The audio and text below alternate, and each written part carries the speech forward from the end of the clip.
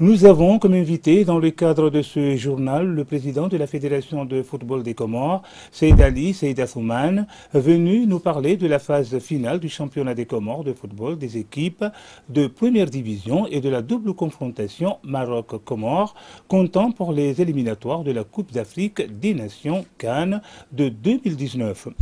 Merci d'avoir bien voulu accepter notre invitation ce soir. On se retrouve dans quelques instants.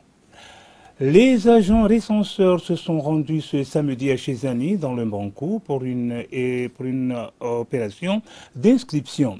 Celle-ci a pour vocation première de peaufiner les listes électorales. Un reportage de Saïd Madi Abdou Magaga. Le ministère de l'Intérieur se donne pour mission de nettoyer et améliorer le fichier électoral. C'est une occasion pour ceux qui ne sont pas inscrits de se faire recenser. Les citoyens qui sont sur la liste, ils peuvent se présenter au bureau avec ses cartes nationales. S'ils sont sur la liste, ils peuvent voter facilement. Cette initiative du ministère de l'Intérieur est une aubaine pour ceux ou celles qui ne sont pas figurés de fichier électoral. Je suis venu ici pour venir m'inscrire dans la liste électorale parce que le moment où il y avait le recensement, j'étais à l'extérieur. Bon, c'est une occasion à ne pas rater aujourd'hui. Dès que j'ai appris que le recensement vient à nouveau, je me suis venu ici pour m'inscrire dans les listes électorales. Je suis venu aujourd'hui m'inscrire sur la liste électorale car le recensement précédent, je n'avais pas l'âge d'avoir le dite carte. Être en possession d'une carte électorale est un droit civique. Chapitre culture de cette édition, Napalo Azad et El Picasso, ces artistes peintres, ont exposé leurs œuvres à l'Alliance française de Moroni. Le thème choisi est l'émergence. Binti Mouadjou et Ibrahim Kabavo sont allés à leur rencontre. Reportage. Mais c'est quoi ça l'émergence? Quoi ça? Un jeu de mots pour parler des Kwassa, ces petites embarcations qui assurent la traversée entre les îles comoriennes d'Anjouan et Mayotte. Zainouel Abidine alias El Picasso a fabriqué un kwassa qu'il a baptisé Djadandi. C'est un cri d'alarme pour mettre en lumière le destin tragique de ces hommes, femmes et enfants qui risquent leur vie à la recherche d'une vie meilleure. Avant de passer à l'émergence, il y a vraiment un combat, il y a vraiment un long chemin à aboutir, surtout question de justice, question de transparence et valorisation aussi. Alors, c'est quoi ça l'émergence? Bouanaheri Azad a invité les visiteurs à laisser un message sur un papier. Ces messages, l'artiste les mettra dans des bouteilles comme pour donner espoir à ces gens. Alors en fait, ma sculpture, c'est une sculpture évolutive, donc qui en fait à chaque étape de production évolue. Donc la première étape, ça a été d'aller chercher les bouteilles. La seconde étape, ça a été de proposer aux gens de réagir sur la thématique de l'émergence. La troisième étape devait être en fait une sculpture faite en bouteille, une sculpture faite en bouteille dans lesquelles les messages seraient en fait insérés, comme en fait c'est l'idée d'une bouteille à la mer au final. Voilà, une bouteille à la mer, c'est envoyer un message d'espoir vers un horizon qu'on ne connaît pas. Donc voilà. Je pense que tous ces gens qui ont des choses et de l'espoir vis-à-vis de l'émergence attendent que quelqu'un vienne et prenne ses bouteilles. Alim Drouabili alias Napalo a peint les larmes multicolores. À travers cette œuvre, il illustre les plaintes des personnes démunies, vulnérables, sans espoir, mais aussi celles des personnes qui en demandent toujours plus que ce que la vie leur a offert. Et j'ai constaté que tout le monde se plaint. Il y a des gens qui cherchent du travail alors qu'ils ne bougent pas. Ils ne partent pas à la recherche du travail. Il y a des gens qui ont du travail et qui se plaignent et qui ne le font pas bien. Il y a des gens qui veulent y rester dans un poste et occuper un poste alors qu'ils ne sont pas à la hauteur.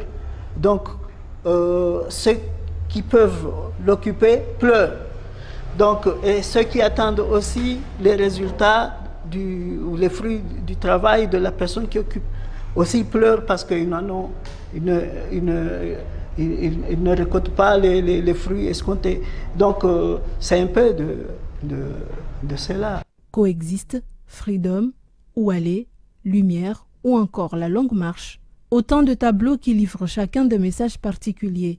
Le vivre ensemble sans discrimination, la liberté, la quête perpétuelle d'une meilleure vie, une justice équitable. Bref, ces artistes peintres se veulent porteurs d'espoir pour ceux qui n'ont plus la force d'avancer. Ils dénoncent les injustices. Ces artistes ont peint ces tableaux à l'aide de matériel recyclé. Ils ont fait d'une pierre deux coups en vivant leur passion dans la protection de l'environnement. Interpellé par ce qui se passe autour de lui, Soumet Ahmed a décidé de mettre en scène un spectacle appelé Le clown raconteur de l'école. C'est un texte comique qui sensibilise les gens sur la scolarisation des enfants. Les enfants, accompagnés de leurs parents, se sont amusés ce samedi au CCAC Mavouna. Un reportage de Binti Mouhadjou et Ibrahim Mkababo. J'adore l'école! J'aime bien l'école! J'aimerais bien aller à l'école! C'est l'histoire d'un petit garçon qui n'aimait pas l'école. Chaque fois que sa maman l'amène en classe, il retournait aussitôt à la maison. Mais pourquoi faisait-il cela? Pour répondre à cette question, le clown raconteur de l'école a convié un public d'enfants à partir de 3 ans, devant lequel il a lu toute l'histoire. En fait, le jeune garçon en question n'aimait pas l'école parce qu'il ne savait pas que c'est le meilleur chemin pour réussir dans la vie. Alors le clown raconteur de l'école a voulu passer ce message à ses enfants pour qu'ils soient assidus et attentifs en classe.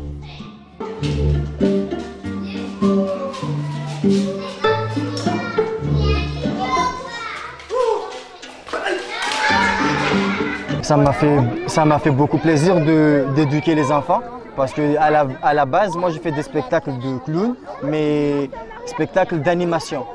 Mais aujourd'hui, c'est un spectacle qui réunit animation et éducation. Du coup, c'était axé sur l'environnement, aimer l'école, aimer la lecture et aussi amuser les enfants. Du coup, ça m'a fait beaucoup plaisir de lui renvoyer un message et j'espère qu'ils ont bien compris parce qu'ils sont là en train de me dire « Aïe, oui, maman !» Dans la cour de récréation, les enfants jettent les ordures par terre. Pourtant, il y a des poubelles. Le clown a jeté une bouteille en plastique et tout de suite, les enfants ont crié « Ah, c'est pas bon !» Ça y est, ils ont compris le message. Ils ont applaudi le clown lorsqu'il a finalement ramassé la bouteille pour la jeter à la poubelle. Le plus important, c'est que les enfants ils passent un très bon moment et qu'on puisse faire un spectacle vraiment jeune public à partir de 3 ans parce qu'il n'y a pas assez de spectacles pour les enfants ici.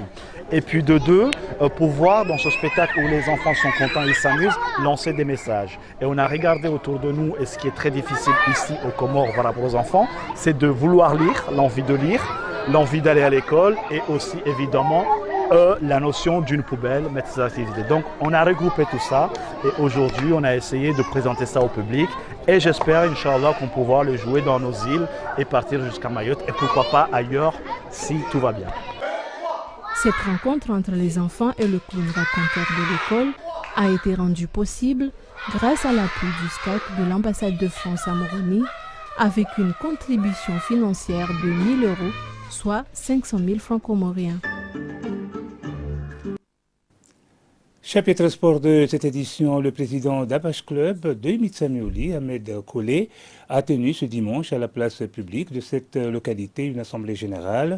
Cette rencontre avait pour objet de sensibiliser l'opinion publique sur l'accession de l'équipe cette saison 2018-2019 en première division et dégager par la même occasion les perspectives d'avenir.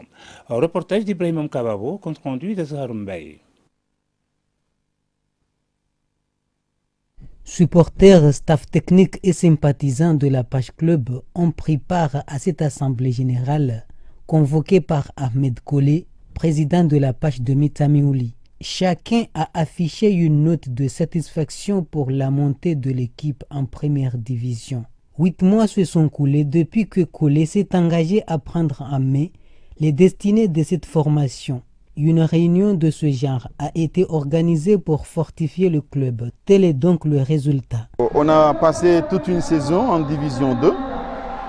Hier, on a fini nos matchs donc, de la phase retour, des phases retour.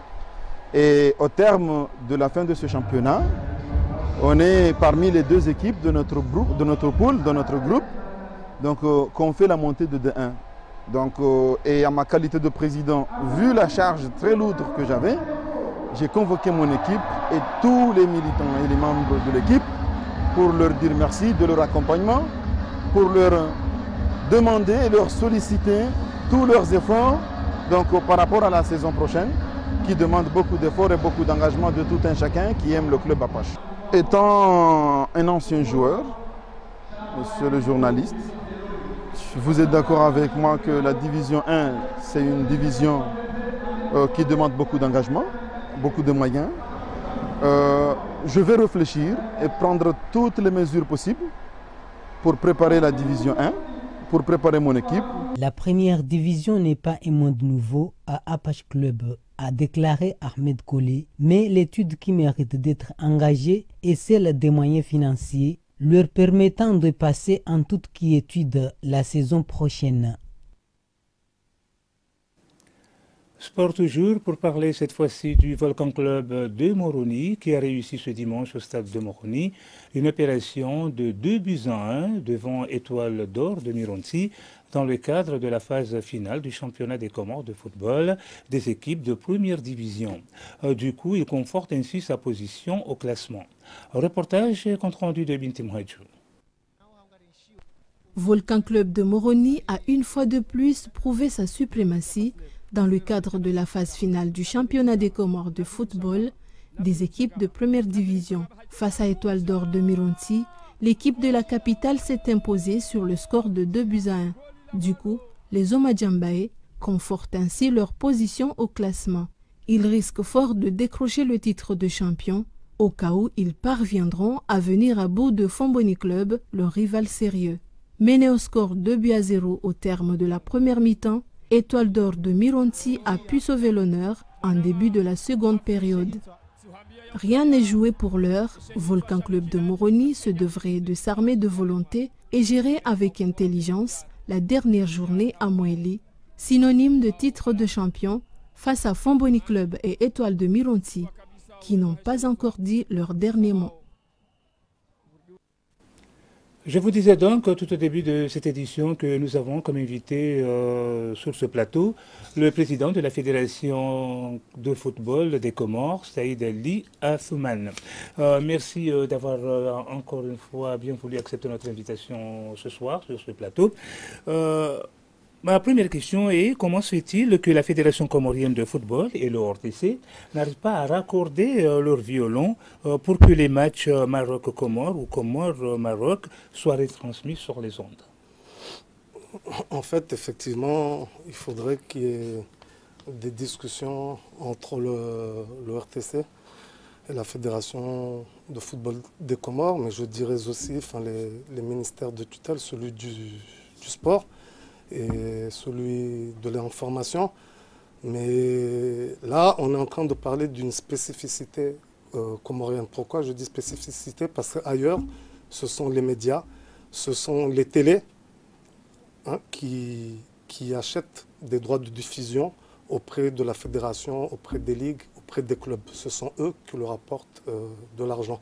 Et c'est comme ça que tous les grands clubs anglais, Liverpool et autres, les clubs français, et partout ailleurs arrivent à fonctionner correctement. C'est pour ça que ces différentes fédérations, ces différents pays ont pu mettre en place des ligues professionnelles.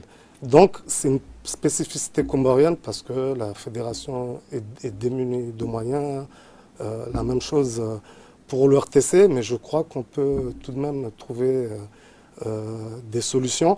Je vais vous donner l'exemple du match contre le Cameroun.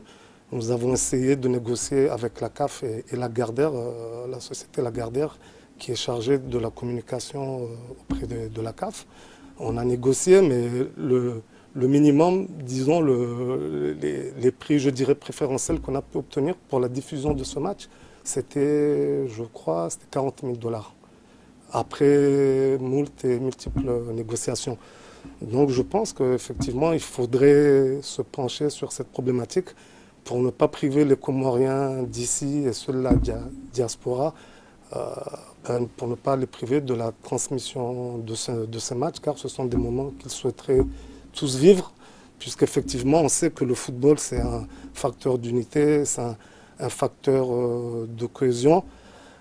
C'est ce qui fédère tous les Comoriens, on le voit tout le temps dès que l'équipe nationale joue. On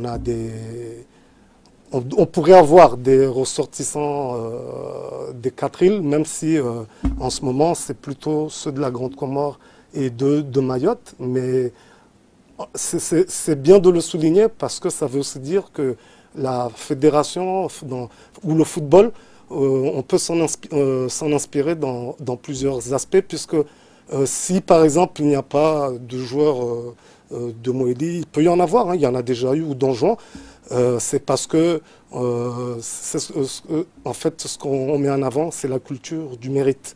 Et je pense qu'il faudrait qu'on réfléchisse à ça. Et justement, sur la double confrontation Maroc-Comore, il s'élève à combien? Sur ce match-là, vous m'avez parlé du match passé et du montant pour pour la diffusion, pour cette fois-ci, je pense que ça devrait être du même ordre. Mais après, qui doit payer ces droits de diffusion, alors que j'étais en train de vous dire que, au contraire, ce sont les médias et les télévisions qui apportent de l'argent et beaucoup d'argent au monde du football. C'est pas le contraire. Mais maintenant, on est ouvert à toute discussion, puisque nous, notre objectif, c'est que tout Comorien puisse suivre en direct les matchs de l'équipe nationale. Justement, est-ce qu'il n'y a pas eu un entretien au préalable pour ce genre de situation avec le ministère de la Jeunesse et des Sports? À notre niveau, non, parce que comme c'est le RTC qui souhaite diffuser ces matchs, et nous aussi, hein, on peut les accompagner, mais c'est à l'ORTC, à son ministère de tutelle, de prendre l'initiative d'en discuter auprès du gouvernement, puisque nous-mêmes, pour pouvoir fonctionner, pour pouvoir financer ces déplacements de l'équipe nationale, on a recours au gouvernement, c'est le gouvernement qui nous accompagne. À titre d'exemple, ce match, cette double confrontation contre le Maroc, puisque ce sont 2 matchs, ce sont deux matchs qui vont coûter en termes de primes, en termes de primes de match, en termes de transport, puisque c'est un match qui se joue le samedi 13. Le match aller au Maroc, à Casablanca, à 19 h heure locale, et le match retour se jouera le mardi 16.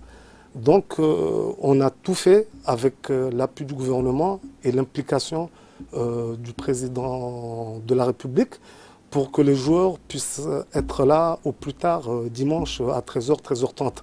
Ce qui veut dire qu'on a essayé un peu d'explorer, de voir comment, par quel vol régulier il pourrait arriver ici le dimanche. Malheureusement, il nous était pratiquement impossible de faire parvenir l'équipe ici le dimanche. Donc on doit affréter un vol spécial avec Ethiopian, Casablanca-Addis, juste après le match, puisque le match devrait se terminer aux alentours de 21 h. Le staff, les joueurs vont partir à l'aéroport, décoller à minuit et arriver à Addis le matin pour prendre le vol régulier de 10 h et arriver le dimanche 14 à 13 h, 13h30. Tout ça pour pouvoir leur permettre de récupérer, de se reposer et d'être dans les meilleures conditions pour affronter les Lions de l'Atlas. Et donc je renouvelle mes vifs remerciements au président de la République et à son gouvernement pour ce soutien qui est de la plus haute importance pour notre équipe nationale. Justement, tout à l'heure, là, quand vous dites que c'est à l'ORTC, justement, de diffuser le match, et c'est à l'ORTC qu'incombe, justement, toutes les entrées qui devraient, que la fédération devrait gagner, le manque à gagner. Mais justement, l'ORTC, justement, il y a des tabous qui sont là et que ORTC ne peut pas, justement, diffuser, faire le direct de ces matchs. Mais réellement, où se trouve le blocus? Quel est le rôle justement de la Fédération comorienne de football? Non, mais comme je vous ai dit, c'est tout simplement une question d'argent. Enfin, quand il s'agit de matchs locaux, on ne demande rien, alors qu'on pourrait demander, comme toutes les fédérations le font. C'est ce que j'étais en train d'expliquer. C'est à partir des diffusions des matchs, un peu partout ailleurs, dans les championnats, la Champions League, que la fédération et même les équipes gagnent de l'argent. Quand je dis la fédération et toutes les instances de la fédération, les ligues, pourquoi c'est pas mais possible? Parce que au niveau international, c'est soit la FIFA, si ce sont des matchs de la FIFA, ou soit la CAF, qui octroie ces droits de diffusion moyennant, comme je vous ai dit, moyennant monnaie, moyennant argent. Et nous, quand il s'agit... Est-ce que c'est l'ORTC, est-ce que c'est la fédération, est-ce que c'est le ministère? Non, nous, comme je voulais montrer, on a mené des négociations, on a approché la Gardère, qui est chargée de la communication auprès de la CAF.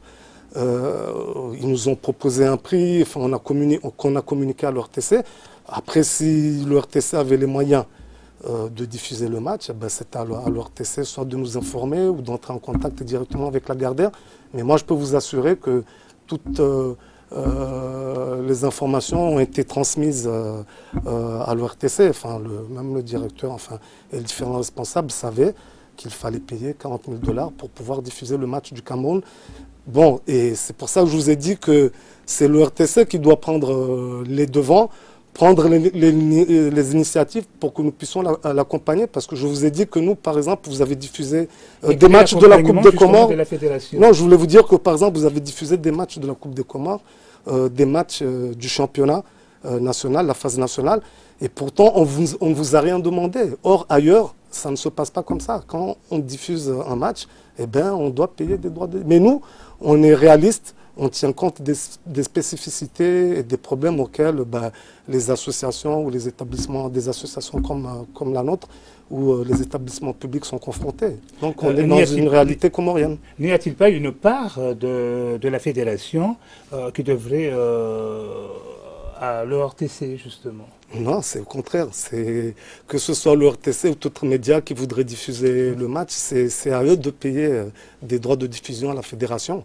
Parce que c'est un match, c'est un événement de la fédération qu'on devrait vendre, en fait. C'est comme ça partout ailleurs dans le monde que ça se passe. Donc maintenant, si vous voulez qu'on vous aide, qu'on vous accompagne, ce n'est pas un problème, ou qu'on réfléchisse ensemble pour trouver les voies et moyens de diffuser les matchs. Mais moi, je vous dis, regardez bien tout ce qui se passe ailleurs. Ce sont les médias, les diffuseurs qui payent aux fédérations et aux ligues. Et c'est beaucoup d'argent, c'est beaucoup d'argent. Quand vous entendez des clubs anglais qui dépensent 50 millions, 100 millions d'euros pour recruter un joueur, cette manne-là vient des différents médias qui diffusent ces matchs. Donc, encore une fois, je vous dis, si vous voulez qu'on soit dans une spécificité comorienne, il n'y a pas de souci, puisque pour nous, l'essentiel, c'est que tout le monde puisse voir les matchs. Donc, est-ce que cela ne pose pas un handicap à la fédération, le fait que ces matchs-là ne sont pas diffusés parce que le RTC n'a pas les moyens? Nous, on a déjà assez de problèmes à régler pour notre propre fonctionnement. C'est vrai que nous, on bénéficie de l'appui de la CAF et de la FIFA, mais cet appui-là est destiné à des activités bien précises, à des utilisations bien précises, comme par exemple le football des jeunes, les infrastructures, le football féminin, etc. Donc c'est pour ça d'ailleurs que nous avons recours à un financement du gouvernement pour pouvoir jouer des matchs internationaux, que ce soit des matchs amicaux ou des matchs officiels, comme ces phases éliminatoires de la Coupe d'Afrique des Nations qui se tiendra en 2019 au Cameroun. Donc, le Maroc est un grand pays de football pour avoir participé à 5 reprises à la phase finale de la Coupe du Monde. Est-ce que les Sélacantes sauront relever le défi? Nous l'espérons tous, puisque tout ce que je peux dire, c'est que on a fait beaucoup de progrès depuis notre adhésion à la FIFA et pas plus tard que la semaine dernière, enfin dimanche dernier, j'étais à Sharm el-Sheikh à une assemblée extraordinaire de la CAF et j'ai eu toutes les félicitations de mes différents confrères, enfin mes pairs présidents des différentes fédérations africaines pour le match que nous avons joué contre le Cameroun. Même, bon, enfin, ça c'est un avis personnel, même si on aurait pu gagner ce match, mais bon, c'était quelque part, enfin, David contre Goliath, et j'espère que, voilà, enfin, de toute façon, c'est le football, enfin, comme je disais, c'est un facteur d'unité, de cohésion sociale, mais ça donne aussi de la visibilité, enfin, ça fait la promotion du pays, ça donne une bonne image du pays, puisque rien que le match contre le Cameroun, il a été diffusé pratiquement pendant toute une semaine sur Canal+, diffusé et rediffusé. Donc je pense que, voilà, il faut qu'on aille de l'avant et qu'on y mette tous les moyens pour relever les différents pays, et surtout montrer la meilleure image qui soit de notre pays. Les téléspectateurs peuvent-ils espérer de la part de la fédération que parmi ces initiatives, parmi ces programmes, ils comptent la diffusion du prochain match, de la confrontation Comores-Maroc? Pouvoir suivre ça en direct. Comme je dis, il aurait fallu que le RTC prenne l'initiative et qu'on mène à nouveau des discussions, des négociations, mais je pense que ça serait pratiquement de l'ordre des 40 000 $. Enfin, ça serait pratiquement le même tarif. Et puis après, bon, il y a d'autres chaînes. Hein. J'ai vu, il y a beIN Sport qui va diffuser le match, et peut-être Canal+. Mais comme je vous l'ai dit, moi je serais heureux, et pas que moi, hein. Enfin, tous ceux qui sont dans le monde du football, les différents acteurs du football, voudraient que ce match soit diffusé pour le bonheur de la population comorienne. Donc, Okay. Une dernière question. Le RTC a pris l'initiative de retransmettre en direct les matchs de football nationaux, malgré les problèmes que rencontre la station. Quel est le soutien de la Fédération de football aux Comores pour cette initiative de l'ORTC? Est-ce que, quelque part... Comme je vous l'ai dit, notre premier soutien déjà, c'est de ne pas vous faire payer des droits de diffusion comme ça se fait partout ailleurs. Donc ça c'est un soutien, puisque c'est vrai, c'est de notre intérêt aussi que le match soit diffusé. Mais après, nous, comme je l'ai dit, nous sommes ouverts à toutes les discussions. C'est à nous de nous dire, enfin, de quelle manière la fédération pourrait vous accompagner. Mais moi, je vous dis que ça, enfin pour moi, hein, c'est un premier pas. C'est un premier pas pour collaborer davantage quand on ne vous fait payer aucun droit. Alors que, comme je le répète, hein, enfin ça fait plusieurs fois que je le répète partout ailleurs, ce sont les médias et notamment les chaînes de télévision qui font vivre toutes les instances du football, que ce soit les fédérations, les ligues, les districts ou les équipes. Donc, une dernière, quelque chose à dire aux téléspectateurs avant de nous quitter? Non, en fait, je voudrais saisir aussi cette occasion, puisque vous êtes plutôt resté dans le cadre de la diffusion du match et de la double confrontation, vous dire que ce n'est pas un travail facile, diriger une fédération, surtout quand on sait les problèmes que nous avons vécus, notamment ces 2 dernières années. Mais nous avons décidé de prendre nos responsabilités, nous allons les assumer. Et moi, en ce qui me concerne, c'est un message que je voudrais faire passer à tous les acteurs du football.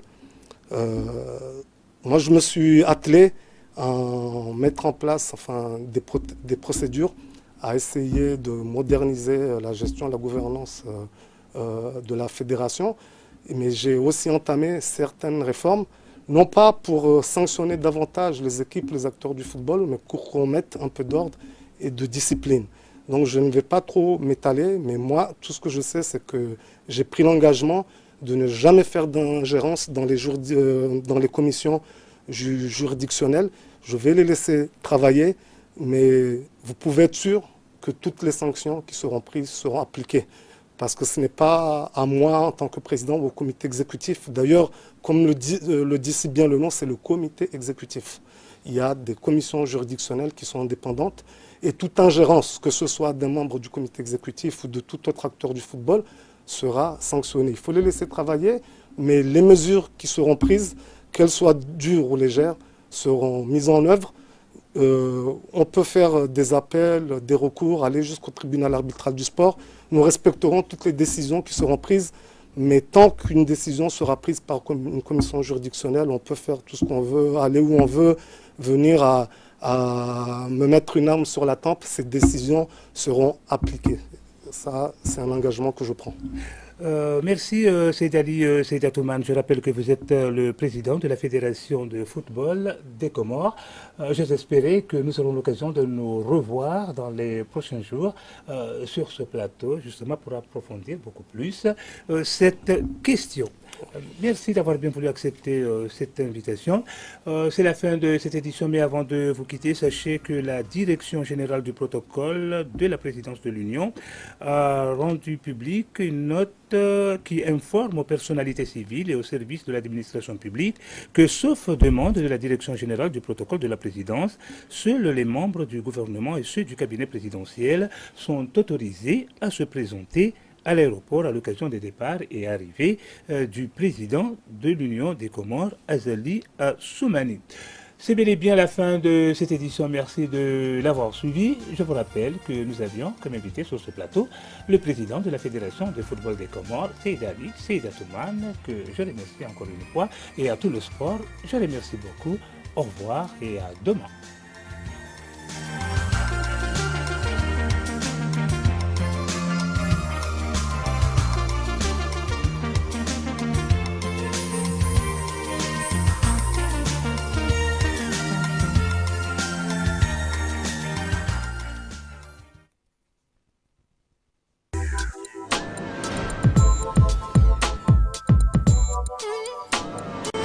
بسم الله الرحمن الرحيم الحمد لله رب العالمين والصلاة والسلام على أشرف المرسلين سيدنا ونبينا محمد بن أبي القاسم الأمين وعلى آله وصحبه ومن دعا بدعوته إلى يوم